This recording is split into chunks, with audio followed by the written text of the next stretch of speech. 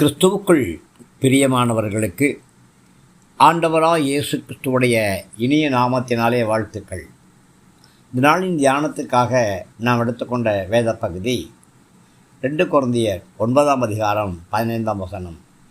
தேவன் அருளிய சொல்லி முடியாத ஈவுக்காக அவருக்கு ஸ்தோத்திரம்.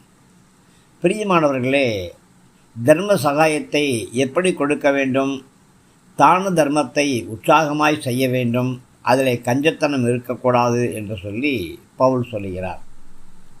பிரியமானவர்களே, விவசாயம் செய்யக்கூடியவர்கள் நல்ல அறுவடையை எதிர்பார்த்து தான் செய்வாங்க. பெருக விதைக்கிறவன் பெருக அறுப்பான், சிறுக விதைக்கிறவன் சிறுக அறுப்பான். நாம் தான தர்மம் கொடுக்கும் பொழுது கஞ்சத்தனமாக கொடுக்கக்கூடாது. அதனால் நமக்கு எந்த பிரயோஜனமும் கிடையாது. உற்சாகமாக கொடுக்கணும். விதைகளை அதிகமாக விதைக்கணும். விதைக்கும் பொழுது அதில் கஞ்சத்தனம் இருக்கவே கூடாது. தேவன் ஒவ்வொருத்தருடைய மனசுலேயும் எவ்வளோ கொடுக்கணும் அப்படின்னு நியமிக்கிறாரு.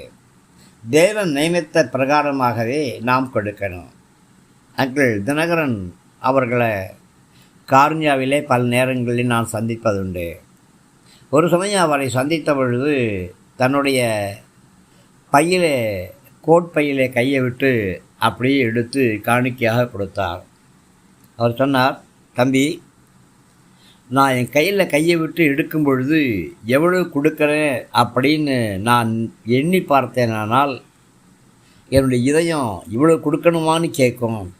அதனால் என்னுடைய இடது கை கொடுக்கறது வலது கைக்கு தெரியக்கூடாது, வலது கை கொடுக்கறது இடது கைக்கு தெரியக்கூடாது என்று சொல்லி நான் கொடுப்பேன் என்று சொன்னார்.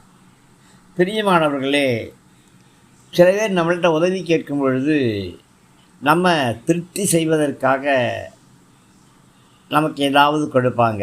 அவங்களுக்கும் உற்சாகமாக இருக்காது, விசனமாக கொடுப்பாங்க. நாம் கேட்டுட்டோமேன்னு வேறு வழி இல்லாமல் கொடுப்பாங்க.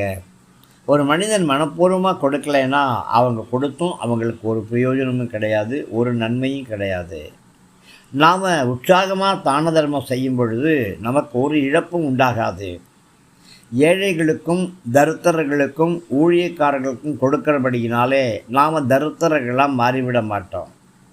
நாம் ஒரு நிலத்தில் ஒரு விதையை விதைக்கும் போது விதைக்கப்பட்ட அந்த விதையை நாம் இழந்துட்டோம் அப்படின்னு நினச்சா எப்படி இருக்கும்?